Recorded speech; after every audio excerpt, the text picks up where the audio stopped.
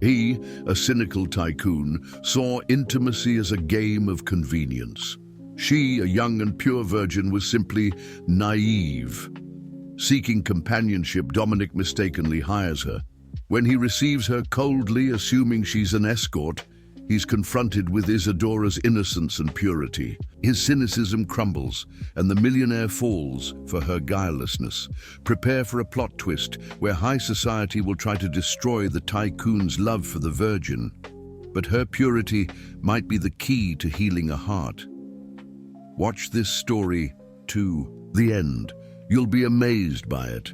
If you enjoy love stories and romance, subscribe to this channel, leave a comment. We post videos like this every day. Continuing, the smell of cheap coffee and printer paper filled Isabella Izzy Ferrer's nostrils as she adjusted the name tag on her sister's borrowed blazer. At 24, her brown eyes reflected a mix of nervousness and determination. The ballroom of the Waldorf Astoria buzzed with the final preparations for the charity gala of the New York Business Association. She'd landed the temporary receptionist job through a temp agency, and every dollar counted towards helping pay for her father's physical therapy. "First time working an event of this size?" asked Sarah, the coordinator, observing the cautious way Izzy handled the VIP guest list.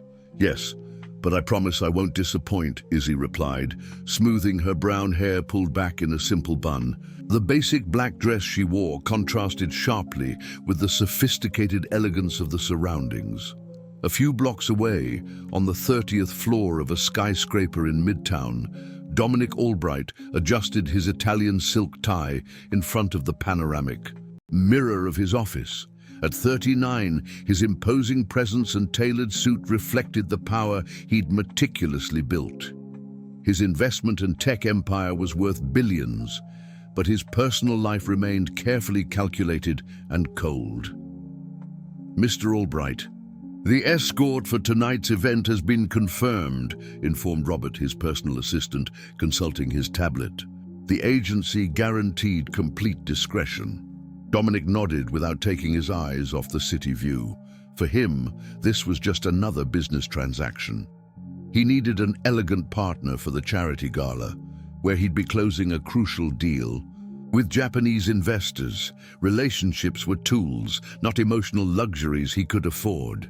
"Have her meet me in room 2047 at 7 p.m., he said coldly. "And Robert, make it clear it's only for the event, nothing beyond that." At the hotel, the chaos of final preparations took over. Izzy rushed between floors, delivering documents and coordinating last-minute details. When Sarah handed her a sealed envelope, she barely paid attention to the hurried instructions. "You need to deliver this to room 2047. It's urgent. The guest is expecting it." With the envelope in hand, Izzy went up to the 20th floor.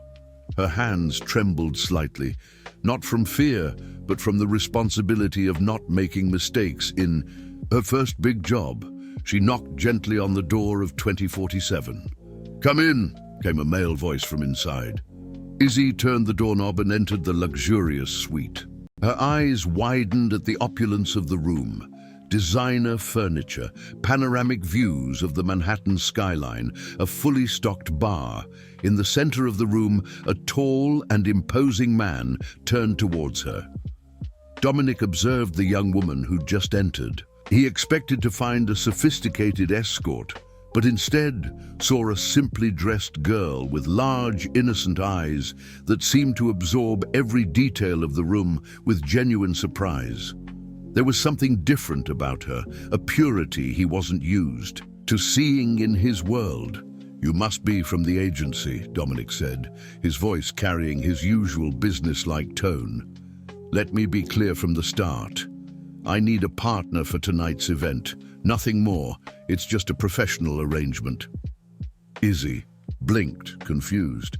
"Excuse me, sir. I think there's been a misunderstanding." "I came to deliver this," she said, extending the envelope with trembling hands. The silence that followed was charged with tension.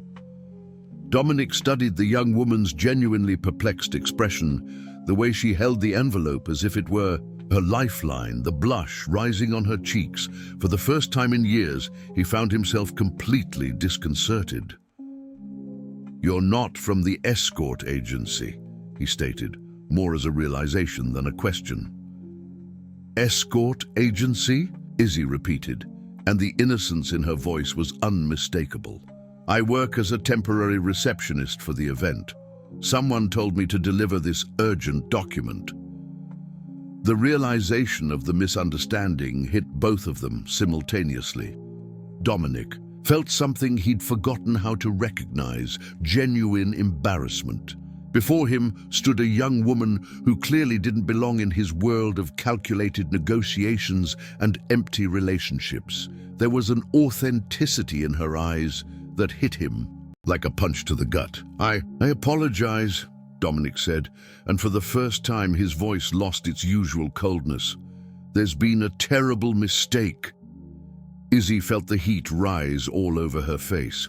The realization that she'd been mistaken for an escort mortified her, but it also awakened something unexpected, a curiosity about this powerful man who, for a moment, had seemed as vulnerable as she felt. The forgotten envelope trembled slightly in her hands, and Dominic realized he'd created a situation he didn't know how to get out of. For years, his life had been predictable, controlled. Now, before this young woman with sincere eyes and flushed cheeks, he found himself completely lost. "Maybe," Izzy said hesitantly, "I should go." But when their eyes met again, they both knew something had changed irreversibly. The accidental encounter had planted a seed that neither of them yet knew how to deal with, but that was already beginning to grow in uncharted territory. "No," Dominic said with an urgency that surprised him. "Please, wait a moment." Izzy stopped at the door, still holding the envelope. Her heart was racing, not just from embarrassment, but from something indefinable in the man's voice. There was a sincerity there that contrasted completely with his initial coldness. "I need to explain myself properly," Dominic continued, running a hand through his dark hair awkwardly. "What happened here? It's not who I am. Or at least, it's not who I want to be." Izzy turned around slowly. "You don't owe me any explanation. I understand. People like you have different needs." "People like me?" Dominic frowned. "What does that mean?" "Rich, powerful, used to getting what they want, when they want it." The words came out unfiltered, laden with an honesty that made Dominic step back. The silence stretched between them. Dominic studied this young woman, who dared to speak to him as an equal, without flattery or hidden agendas. It was refreshing and unnerving at the same time. "What's your name?" he asked softly. "Isabella. Isabella Ferrer." "Isabella," he repeated, savoring the name. "You're right about me. I'm used to getting what I want. But right now, what I want most is to undo this terrible first impression." She hesitated. There was something magnetic about this man, an intensity that attracted and frightened her simultaneously. "Why does it matter to you? We're from completely different worlds." "Maybe that's exactly why," Dominic murmured, more to himself. Isabella's phone vibrated with an urgent message from Sarah. She needed to return immediately to the final preparations. "I really need to go," she said, showing him her phone. "The event?" "Of course." Dominic stepped aside, but his eyes remained fixed on her. "Isabella, will you be working at the event tonight?" "Yes, at the main reception desk." "Then we'll see each other again." It wasn't a question, and they both knew it. Isabella went down to the main ballroom with a turbulent mind. She'd never met anyone like Dominic Albright. She'd read about him in the business section of the newspapers, the young CEO who had transformed a small tech startup into a billion-dollar empire. But the man she'd just met was different from the cold photos in the press. There was vulnerability hidden behind that imposing facade. "Where have you been?" Sarah intercepted her in the elevator. We have a crisis. The main receptionist called. In sick, and you're going to have to take over the VIP welcome desk. Isabella's stomach dropped. I don't know if I'm ready for... You'll be fine. Just smile, confirm the names on the list and direct them to their seats. Sarah handed her a folder with information on the most important guests. And Isabella, be especially attentive to Dominic Albright. He's one of the main sponsors of the event. The name hit her like a lightning bolt. She quickly flipped through the folder until she found his photo and biography. CEO of Albright Investments, estimated net worth of $2.3 billion. Philanthropist. The words danced before her eyes.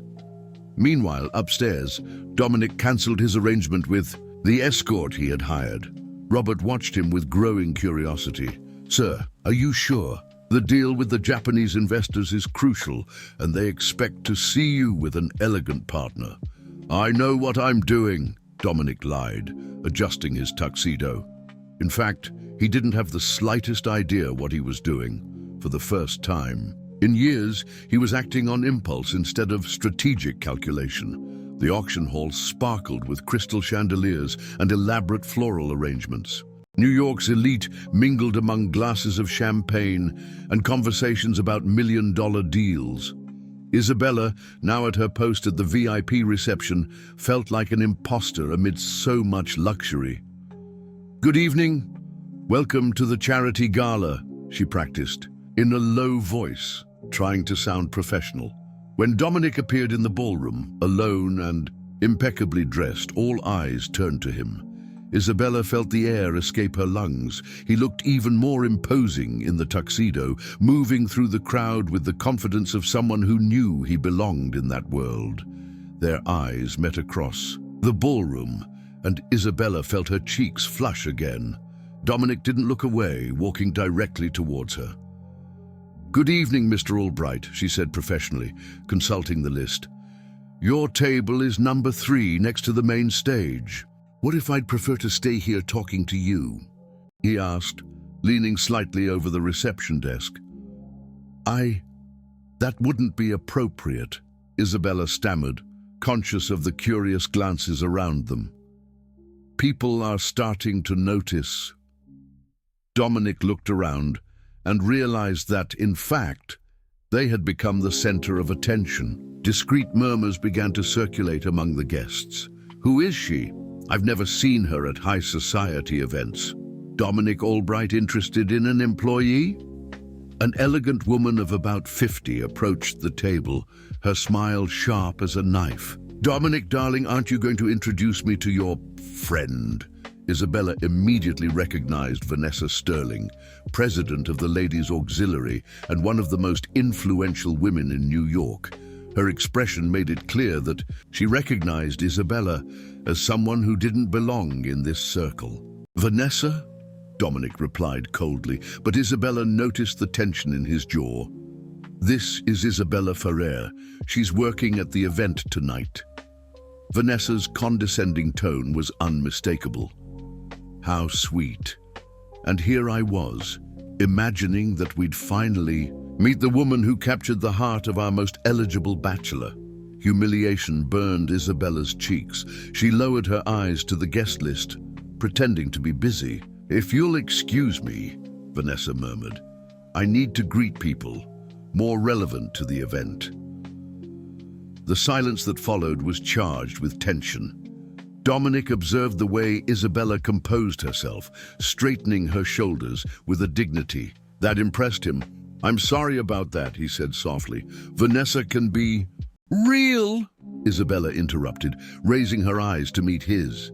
She just spoke the truth. We're from different worlds, Mr. Albright, and I have a job to do.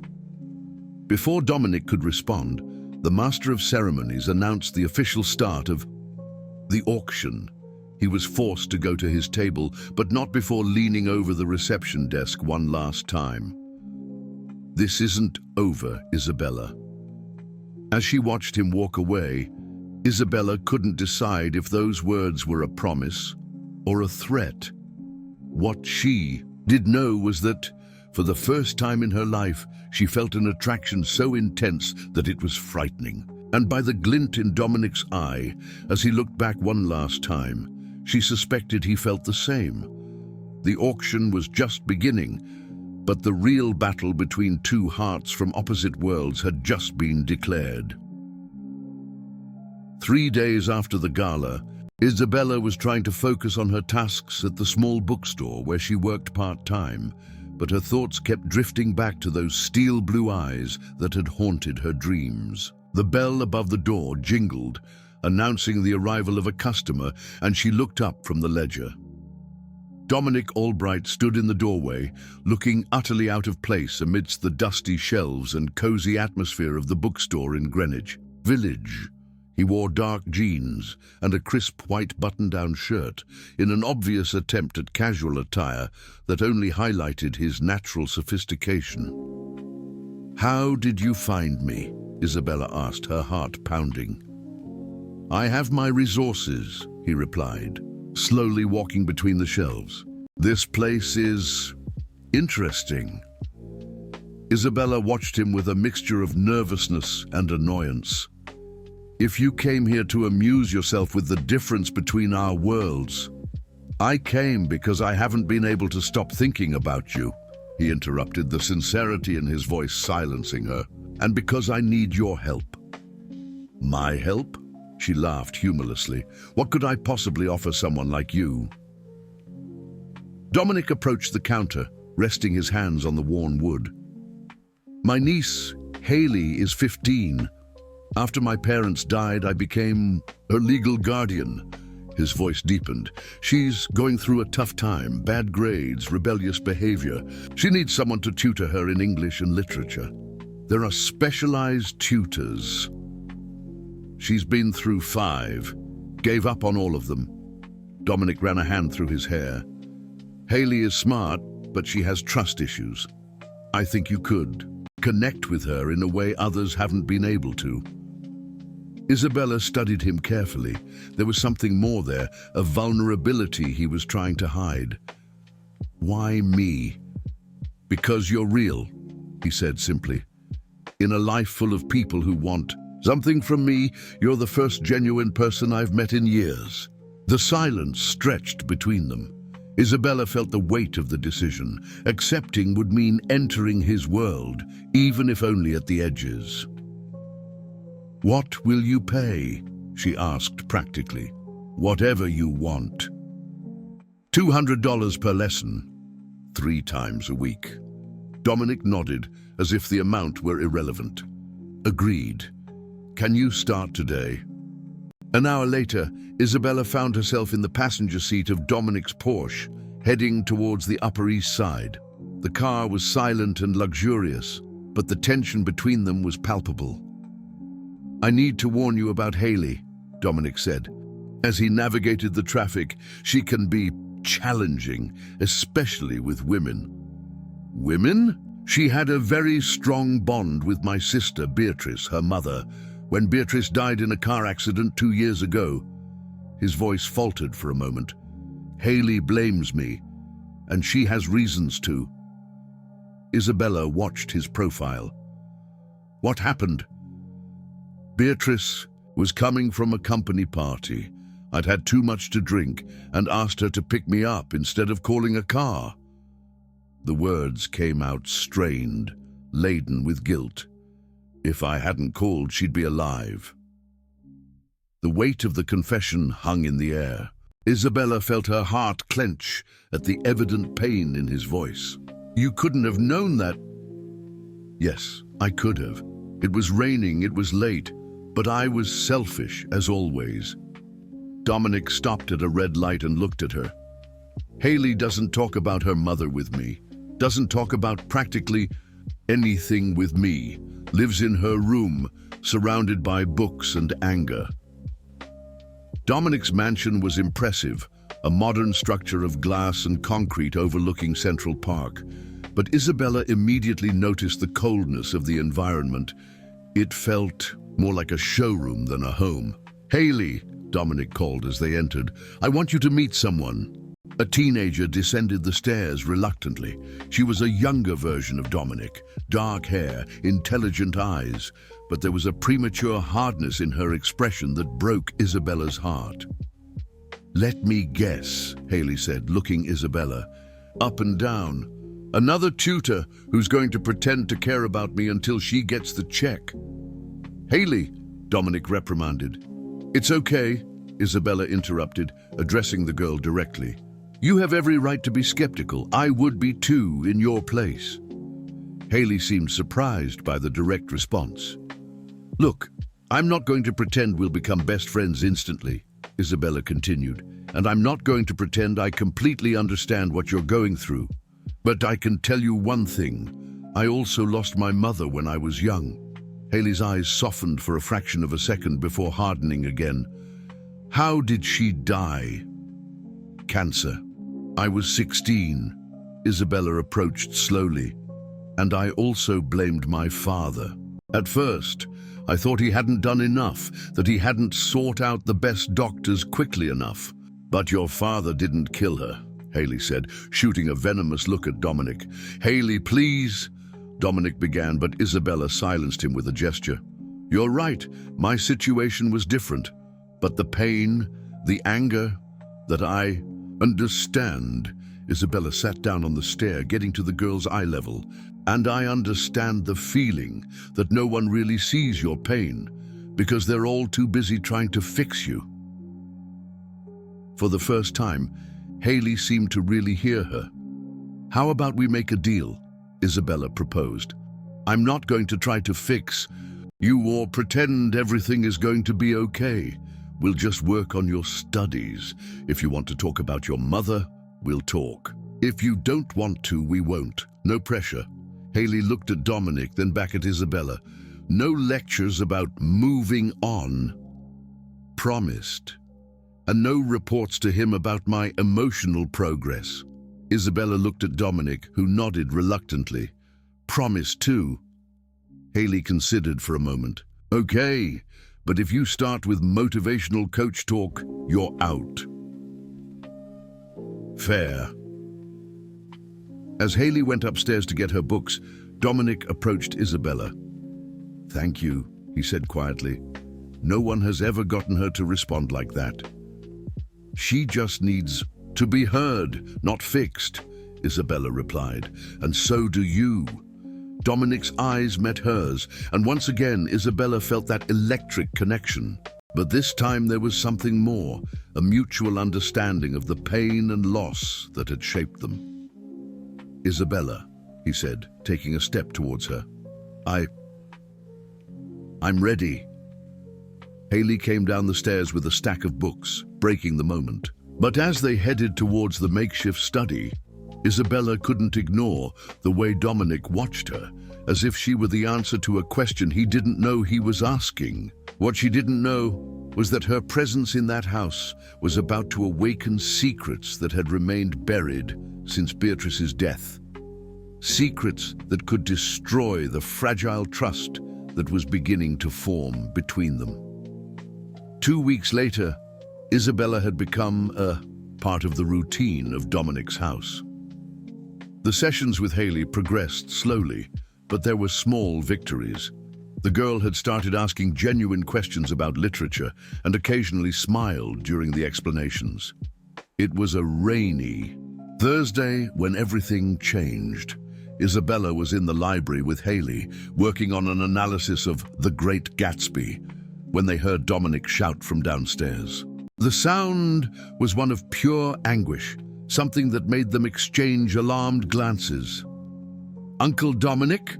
Haley called, running to the stairs. They found Dominic in the study, kneeling on the floor, surrounded by scattered papers and an overturned bottle of scotch. His hands trembled as he held a crumpled letter. "What happened?" Isabella approached carefully. "They know," Dominic murmured, his eyes fixed on the paper. "They found it." Haley picked up one of the scattered documents. It was a copy of a medical report. "Uncle Dominic, what is this?" Dominic raised his eyes, and Isabella saw there a completely broken man. "Haley, There's something I never told you about your mother's death. Haley's blood seemed to freeze. What do you mean? With trembling hands, Dominic stood up and walked to the window. Your mother didn't just die because I called her that night. She was pregnant. The silence that followed was deafening. Haley staggered, leaning on the desk. Pregnant? She repeated, her voice almost inaudible. 3 months. She found out that day and was going to tell me when she got home. The words came out like confessions torn from him. If I hadn't called her to pick me up, if I had been responsible, she and the baby would be alive. Haley collapsed into a chair, her eyes filled with tears. I was going to have a little brother. Who sent this? Isabella asked, picking up the letter Dominic had dropped. Marcus Vance, Dominic replied bitterly. My former partner. Lost billions when he broke. Away from the firm 5 years ago. Now he wants revenge. Isabella read quickly. The letter was explicit blackmail. Marcus threatened to make public not only the information about Beatrice's pregnancy, but also false allegations that Dominic had known about the pregnancy and deliberately caused the accident. The deadline was 48 hours to transfer $50 million. Otherwise, the story would be leaked to all the media. Why would he do this? Haley asked, her voice choked. Because he knows it would completely destroy me, and he knows you'd blame me even more. Dominic turned to his niece. Haley, I swear on everything that is holy, I didn't know she was pregnant. I would never. No, Haley interrupted him, surprising them both. I know you didn't know. Mom wanted to tell you in person. She told me on the phone that day that she had a surprise for you. Haley's confession broke Dominic's last barrier.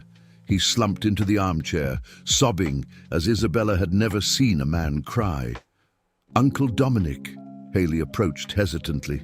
I know you blame yourself, and for a long time I let you carry that blame because I was angry, but you didn't kill Mom, and you didn't kill my little brother. Isabella watched the moment with a heavy heart. Their pain was palpable, but there was something healing happening there, a reconciliation that had been postponed for 2 years. We can't let this Marcus destroy our family, Haley continued, with a maturity that surprised Isabella. What are we going to do? Nothing, said Dominic, wiping his eyes. I won't give him money, but I also can't stop him from telling the story. When it comes out in the media, you'll be destroyed, Isabella finished. Your company, your reputation, everything. And Haley will be exposed too. Everyone will know about the baby, about the details of Beatrice's death. Dominic looked at his niece with agony. I can't protect her from that. It was then that Isabella made a decision that would change everything. What if we could get ahead of him, she said slowly. What if you told the truth first your way, before he can distort it? How do you mean, Dominic asked. An interview. You tell the whole truth about the pregnancy, about your alcoholism that night, about how it affected you. But you tell it as a man who learned from his mistakes, not as the monster Marcus wants to paint. Haley perked up. That could work. If the story comes from you first, with honesty, it would be a huge risk, said Dominic, and you two would be in the middle of it all. Isabella, you'd be dragged into this scandal just for being near me. Isabella approached him. Let me decide for myself. Their eyes met, and at that moment, something fundamental changed between them. It was no longer attraction or curiosity. It was a deep commitment, a conscious choice to face the storm together. Why would you do this for me? Dominic asked softly. Because, Isabella touched his hand gently. Sometimes people are worth fighting for. Haley watched the moment between them, and for the first time in 2 years, smiled genuinely. Aunt Isabella is right. Haley's casual comment, calling Isabella aunt, made everyone pause. The girl blushed, realizing what she had said. "Sorry, I didn't mean to." "Don't apologize," Isabella said gently. "It was one of the biggest compliments I've ever received." Dominic watched the two most important women in his life connecting, and he felt something he hadn't experienced in years: hope. But as they planned their strategy to deal with Marcus Vance, none of them knew that the real storm was just beginning. Isabella's decision to stay and fight alongside them had sealed her fate in a way she couldn't yet imagine. Outside, the rain continued to fall, but inside that house, three wounded hearts had found a reason to believe that perhaps love and truth could overcome even the darkest blackmail. The interview had been a success. 3 days after Dominic told his side of the story on the most watched morning show in the country, the public reaction was surprisingly positive. Letters of support arrived in the thousands, and his company had registered an increase in investor confidence.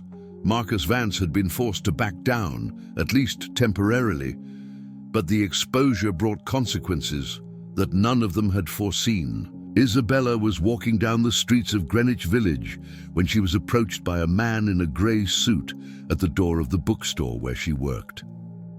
"Miss Ferrer, I'm Roger Albright from the Daily News. I'd like to ask you a few questions about your relationship with Dominic Albright." "We have no relationship," she replied, trying to pass him. "I'm just his niece's tutor." "We have photos that suggest otherwise," the reporter said, showing her some images on his cell phone. They were photos of Isabella entering and leaving Dominic's mansion, walking together in the garden, an intimate moment where he touched her face while they talked. Isabella's blood ran cold. These photos were taken without consent. "Is it true that you're living together? That he's supporting you financially?" "This is ridiculous. Miss Ferrer, we found records of substantial deposits in your bank account coming from Dominic Albright's companies. How do you explain that?" Isabella felt the world spin. The payments for Haley's lessons, which were generous but legitimate, were being twisted into something sordid. "No comment," she said, pushing open the bookstore door. "We also discovered that your family has considerable medical debts. It's convenient to find a rich man to help you, don't you think?" The door slammed shut, but Isabella knew the damage was done. Her hands trembled as she called Dominic. "They're after me," she said as soon as he answered. An hour later, Dominic appeared at the bookstore with a grim expression. "Robert found out who's behind this. Marcus Vance hired private investigators to look into you." "Investigate what? I have nothing to hide." "You don't need to. They'll create a narrative." Dominic showed her a preview of the article that would be published the next day. "Look at this." The headline was devastating. "Dominic Albright's Cinderella, How a Poor Tutor Conquered the Grieving Billionaire." The article suggested that Isabella had deliberately approached Haley to get to Dominic, exploiting his vulnerability after his sister's death. "This is a complete lie," Isabella murmured, reading the paragraphs that distorted every moment of their relationship. "I know, but the truth is rarely as interesting as fiction." Dominic approached her. "Isabella, you need to stay away from me, now." "What?" "This will only get worse. Marcus hasn't given up. He's just changed his strategy. If you stay near me, they'll destroy your life too." Isabella stared at him in disbelief. "You're dumping me." "I'm protecting you. Don't ask me to abandon Haley now. She needs me. And I need you." The words escaped before Dominic could control himself. The silence that followed was loaded with meaning. "Dominic, I've fallen in love with you," he said, finally admitting what they'd both known for weeks, completely, desperately, "and that's exactly why you need to leave." Tears welled up in Isabella's eyes. "You think it's that easy? That I can just turn off what I feel?" "What do you feel?" he asked, moving closer. "I love you," she whispered. I love you and I'm terrified of it because you're right. We're not from the same world." Dominic pulled her into his arms, and they kissed with the desperation of those who knew they were running out of time. It was a kiss full of passion, fear, and a deep sadness for what could have been. When they broke apart, both had tears in their eyes. "I have a proposal," said Dominic. "A deal." "What kind of deal?" "Officially, you'll stop tutoring Haley. Publicly, we'll completely distance ourselves, but..." He hesitated. "Secretly, we'll keep seeing each other until we find a way to deal with Marcus and clear your name." "A secret relationship," Isabella summarized, "like clandestine lovers." "I hate having to ask this of you." Isabella considered the options. Stepping away completely would mean abandoning Haley and losing the man she loved. Continuing publicly would mean watching her reputation destroyed. For how long? I don't know. Maybe a few weeks, maybe months. And Haley, how are we going to explain it to her? She'll understand. She's smart enough to realize it's temporary. That night, Isabella found herself in the most difficult position of her life. On the surface, she would be seen as Haley's former tutor who had been exposed as an opportunist. In reality, she would be Dominic's secret lover, meeting him in discreet hotels and rented apartments, living a love in secret. When she got home, she found her sister Camila waiting with a worried expression. "Isa, have you seen the news online?" Isabella looked at Camilla's laptop. The story had leaked earlier than expected. The photos were on every gossip site, along with malicious speculation about her motives. "The neighbors are talking," Camilla continued. "And Dad, he's confused. He wants to know if it's true that you're involved with a married man." "He's not married. But you're involved." Isabella looked at her sister, knowing that every word she said from that moment on would be a necessary lie to protect everyone she loved. "Not the way they're saying," she responded carefully. "But Camilla, I need you to trust me. No matter what you read or hear, trust me." Camilla studied her sister's face. "You're in love with him." It wasn't a question. "This is going to end badly, Isa. Men like him." "I know the risks," Isabella interrupted, "but sometimes the heart chooses impossible battles." That same night, while Dominic explained the situation to Haley, Marcus Vance was meeting with his lawyers in his office downtown. "The first phase worked perfectly," he said, watching the news on television. "Now we've isolated the girl from society. The second phase will be even more destructive." "What's the next step?" asked his lead lawyer. Marcus smiled coldly. "We're going to make Dominic Albright lose everything he loves, and this time he won't have any way to recover."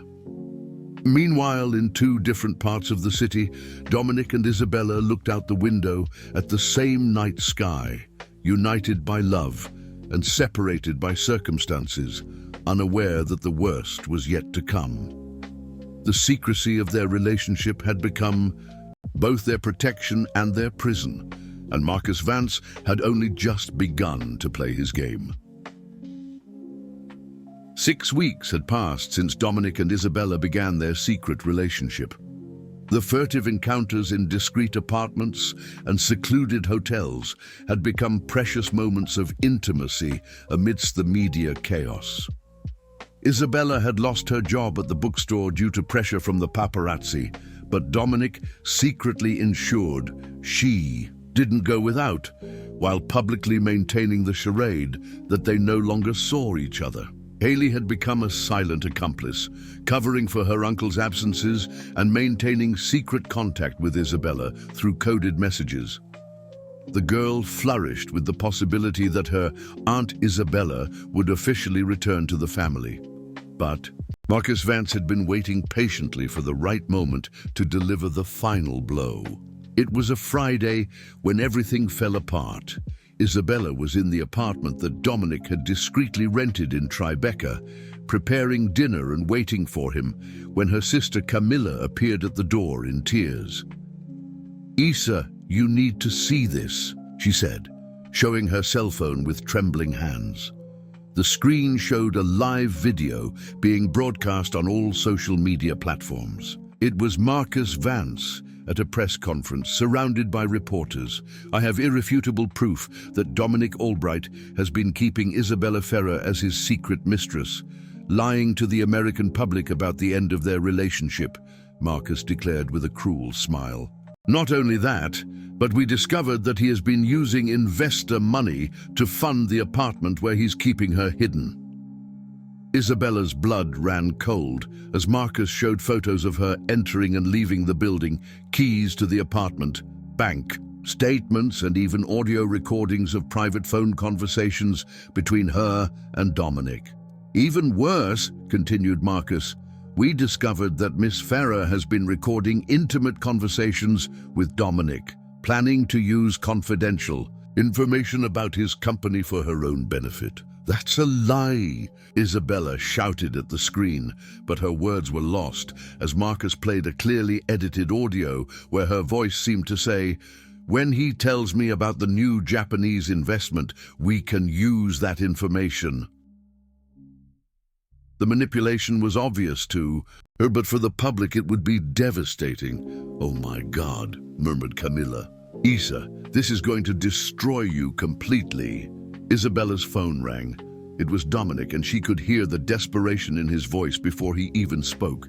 "Isabella, where are you? Don't leave the apartment. They're saying—" "I saw it," she interrupted, her voice breaking. "Dominic, how did they get this information? How did they know about the apartment?" "I don't know. Robert is investigating, but—" There was a long pause. "Isabella, there's something else. They have photos of us, of intimate moments. They're threatening to publish them if you don't sign a statement admitting that you approached me with ulterior motives."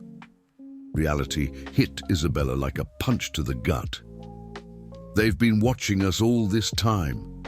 During our most private conversations, our most vulnerable moments. I'm going to sue them all. I'm going to destroy Marcus Vance." "No," Isabella interrupted him. "You don't understand.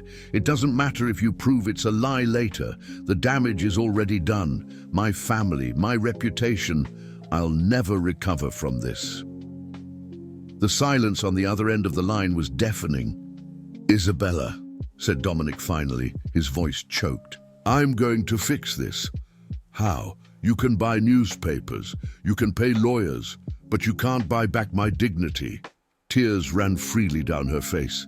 "You can't fix the fact that now the entire country thinks I'm a gold digger." Camilla touched her sister's arm. "Isa, Dad's calling. The neighbors are at our house. The press found our address." At that moment, Isabella made the most difficult decision of her life. "Dominic, I need to leave." "What? No, we'll face this together." "No, we won't." She wiped away the tears, forcing coldness into her voice. "This never should have happened. We were from different worlds from the beginning, and I was an idiot to think we could make it work." "You can't be serious." "I am. And Haley, tell her I'm sorry, but she'll be fine without me." "Isabella, don't do this. I love you. And I love you. That's why I'm doing this." She took a deep breath. "One of us needs to be strong enough to end this before it completely destroys our lives. Please. Goodbye, Dominic." She hung up the phone and immediately turned it off completely. "Camilla, we need to get Dad out of the city today. Is there somewhere we can hide for a few weeks? Aunt Rose has a cabin in the Catskills. But Isa, organize everything. I'll pack." As Isabella packed her few possessions, her heart broke with each item she put away. There were photos of her with Haley, small gifts that Dominic had given her, memories of a love that seemed impossible from the beginning. Across town, Haley found Dominic sitting in the study with his head in his hands. Uncle Dominic. I saw the news. She's gone, Haley. Isabella's gone. But you're going after her, right? You'll explain that it's all a lie? Dominic raised his red eyes. How can I ask her to come back when my presence in her life has brought only destruction? Because you love her, Haley cried with tears in her eyes. And because she loves us too. Sometimes love isn't enough. Haley stared at him with a mixture of anger and disappointment that he had never seen. Mom would be ashamed of you right now. She'd fight for the person she loves. The words hit Dominic hard, but before he could respond, Haley had run out. That night, 3 hearts shattered in different places. Dominic remained in his study, surrounded by Marcus's temporary victory, but completely defeated personally. Haley cried for the second mother figure she had lost in her life. And Isabella, on a bus to the Catskills with her family, looked out. The window blurred by tears, carrying the weight of a love that seemed to have been doomed from the first encounter. Marcus Vance had won. The woman who had transformed Dominic Albright's heart had been banished from his life, and the billionaire was lonelier and more emotionally broken than he had ever been. The love that had promised to conquer all obstacles seemed to have finally met its definitive defeat. 3 months had passed since Isabella had fled to Aunt Rose's cabin in the Catskills. She had cut off all contact with New York, refusing even to read news about Dominic or respond to the desperate messages that Haley managed to send through fake accounts online. But the isolation had given Isabella something she hadn't had before: clarity. It was on a Sunday morning, while helping Aunt Rose organize old documents in the cabin's attic, that Isabella found something that would change everything. Among piles of old newspapers, she discovered an issue of the Wall Street Journal from 5 years ago. The headline made her stop. Businessman Marcus Vance loses billions in fraudulent investment. Isabella read the article with growing interest. Marcus had been accused of using insider information to manipulate stocks, causing massive losses to investors. The scandal had been quickly hushed up, but not before destroying several families financially. "Aunt Rose," Isabella called, coming down with the newspaper. "Do you remember this story?" Rose adjusted her glasses and read, "Oh yes, it was a tragedy. My friend Joe lost all his family's savings in that scam. He never fully recovered. Where can I find Joe?" 2 hours later, Isabella was on the porch of Joe Miller's modest home, listening to a story that made her blood boil. "Marcus Vance destroyed our lives," said Joe, with evident bitterness in his voice. "He knew those stocks were going to plummet, but he kept selling them to small investors, like me. When it all came to light, he used his connections to bury the scandal and escape the consequences. Do you have proof of this?" Joe disappeared inside the house and returned with a folder full of documents. "I kept everything. Emails, statements, meeting recordings. My wife told me to forget it, but I knew that one day this would be important." Isabella flipped through the papers, her heart racing. Here was evidence that Marcus had used the same tactics he was using against her and Dominic: manipulation of information, blackmail, and destruction of reputations. Why didn't you ever take this to court? Who was going to believe a farmer against one of the most powerful men in the country? Joe laughed humorlessly. Besides, he has judges in his pocket, expensive lawyers. We didn't stand a chance. But Isabella had an idea. What if it wasn't just you? What if we could gather all of Marcus Vance's victims? In the following weeks, Isabella transformed.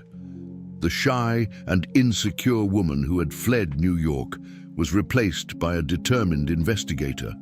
She traveled through the Catskills and neighboring states, tracking down other victims of Marcus.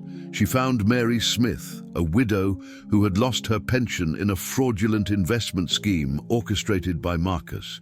She met Paul Johnson, a small business owner who had been blackmailed into bankruptcy when he discovered irregularities in Marcus's companies. Each story added a piece to the puzzle. Marcus Vance was a predator who had spent decades destroying lives to protect his interests. "We're just the latest victims," Isabella said on the phone to Camilla one night. "He's done this dozens of times before." "Isa, are you sure you want to get involved in this after what happened?" "It's exactly because of what happened that I need to do this," Isabella interrupted. "Not just for myself and Dominic, but for all the people Marcus destroyed who never had a voice to defend themselves." The change in Isabella was remarkable. She had found a purpose greater than her own broken heart. During the day, she organized evidence and coordinated with the victims. At night, she studied law and investigative journalism online, preparing for the battle she knew was coming. It was during one of her searches that Isabella discovered something that changed everything. Robert Davis, Dominic's assistant, had grown up in the same neighborhood as her in Greenwich Village. More than that, his mother had been one of Marcus Vance's victims in a real estate fraud 10 years ago. Isabella knew it was a huge risk, but she made the call. "Robert, it's Isabella Ferrer." The silence on the other end was long. "Isabella, where are you? Dominic has been looking." "Listen, I don't have much time. Your mother, Mrs. Davis, she lost her house in a fraud by Marcus Vance 10 years ago. Didn't she?" "How do you know that?" "Because I have documents that prove Marcus has been using the same tactics for decades, and I think you can help me stop him for good." Another week of careful conversations, and Robert agreed to be an informant. He had remained loyal to Dominic, but he also kept evidence of all Marcus's attempts to sabotage the company. "He tried to hack our systems 3 times, Robert revealed in a coded conversation. "And I have recordings of conversations where he admits to fabricating the evidence against you." "Can you get those recordings?" "I already have them, but Isabella, Dominic is destroyed. He barely leaves the office, cancelled all social engagements. Haley is worried about him." Isabella's heart clenched. "How is she?" "Lost. She loves you like a mother, and losing you after losing her biological mother. She's in therapy, but she's not doing well." Tears welled up in Isabella's eyes, but she wiped them away quickly. "Tell her I'll be back. I don't know when, but I'll be back." "And Dominic?" Isabella hesitated. "Tell him that. Tell him there's hope." As she hung up the phone, Isabella looked at the folder full of evidence against Marcus Vance. She had spent months building a solid case, gathering victims and collecting evidence. Now she had everything she needed to destroy the man who had tried to destroy her, but she knew that the final battle would be dangerous. Marcus would not hesitate to use all the resources at his disposal to silence her permanently. The next morning, Isabella packed her bags. It was time to return to New York and face her demons, but this time she was no longer running, she was going to war. "Aunt Rose, thank you for everything," she said, hugging the woman who had given her shelter. "And strength. Are you sure about this, my dear?" "I am. It's time to show Marcus Vance that he chose the wrong victim." Tissoum. As the bus pulled away from the cabin towards New York, Isabella firmly held the folder of evidence. Her heart was still broken, but her determination was unwavering. Marcus Vance had underestimated the simple tutor he thought he could easily break. Now he would discover that he had awakened a warrior. The final confrontation was just beginning. The ballroom of the Waldorf Astoria was packed for the annual New York Investment Congress. Marcus Vance had strategically chosen that event. It would be his coronation as the new king of New York investments. After months of publicly humiliating Dominic Albright, Dominic was present, more out of professional obligation than personal desire.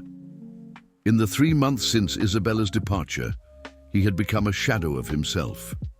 Haley practically didn't speak to him, blaming him for letting Aunt Isabella leave without a fight. Marcus was taking the stage for his keynote address when the doors of the ballroom swung open. Isabella Ferrer entered with determination, wearing a navy blue suit borrowed from her cousin, carrying a folder of documents. Behind her came Joe Miller, Mary Smith, Paul Johnson, and a dozen other people, all victims of Marcus over the years.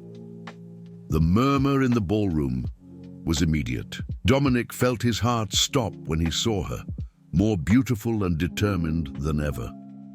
"Excuse me," said Isabella, her voice echoing through the sound system as she took the microphone from Marcus's hands. "My name is Isabella Ferrer, and I have some truths to tell about the man you're applauding." Marcus tried to regain control. "Security! This woman shouldn't be here." "I wasn't going anywhere," Joe Miller interrupted, stepping onto the stage, "not before telling how this man stole the life savings of dozens of families." What followed was a devastating revelation. One by one, Marcus's victims told their stories. Isabella presented documents, recordings, irrefutable evidence of decades of financial crimes, blackmail, and manipulation.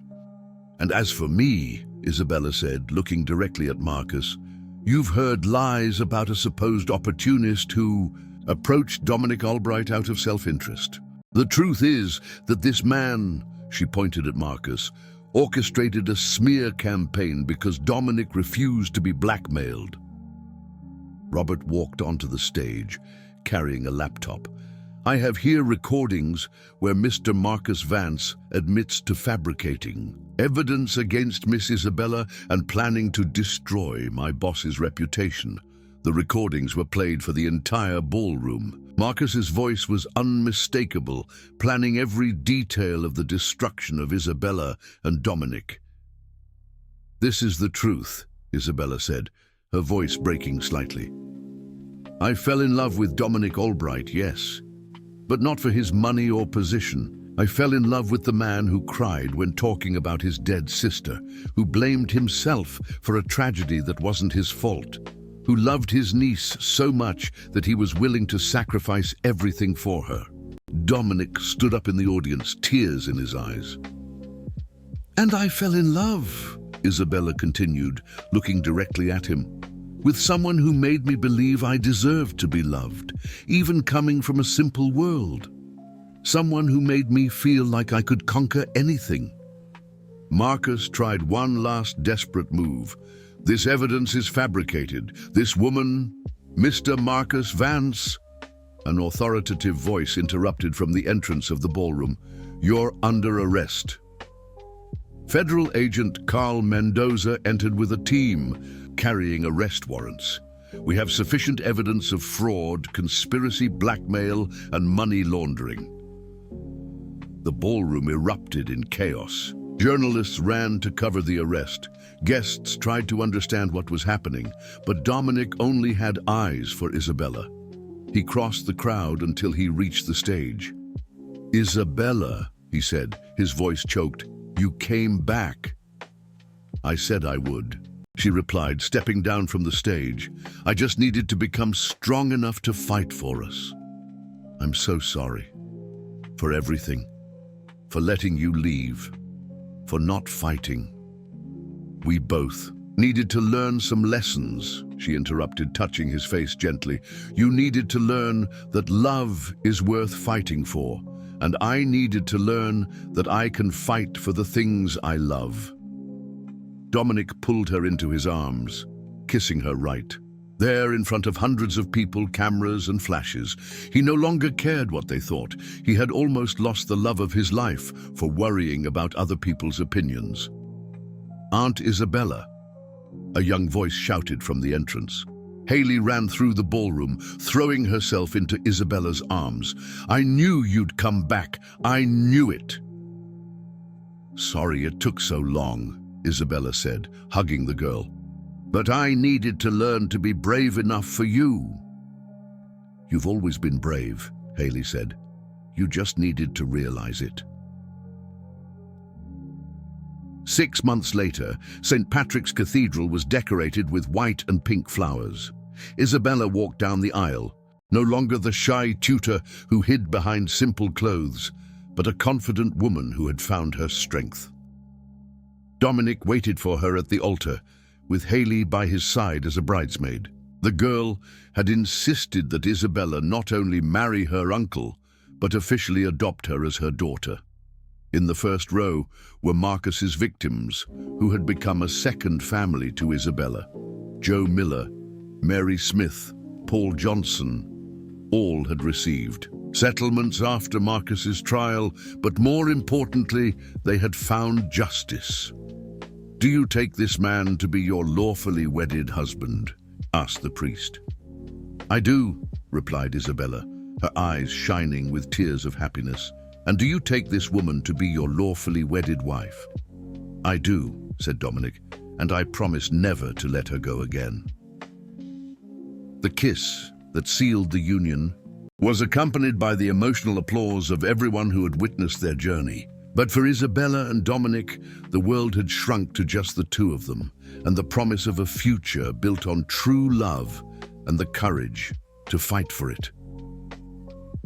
2 years later, as Isabella rocked the couple's first child in the garden of their new home, a mansion where there was room for love, laughter, and the family they finally had complete, she looked at the wedding photos on the wall. The simple tutor and the billionaire CEO had proven that true love knows no social classes, that courage can overcome any obstacle, and that sometimes the most impossible endings are the ones most worth fighting to conquer.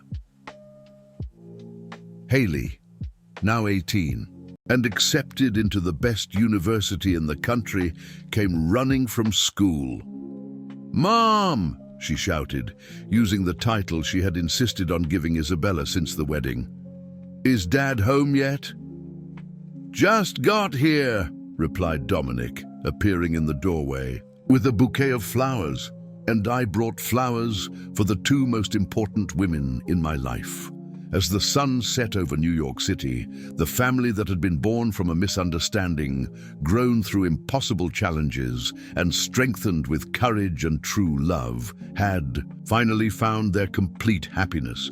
Love had won, but more importantly, they had learned that happy endings are worth fighting for, even when they seem impossible to achieve.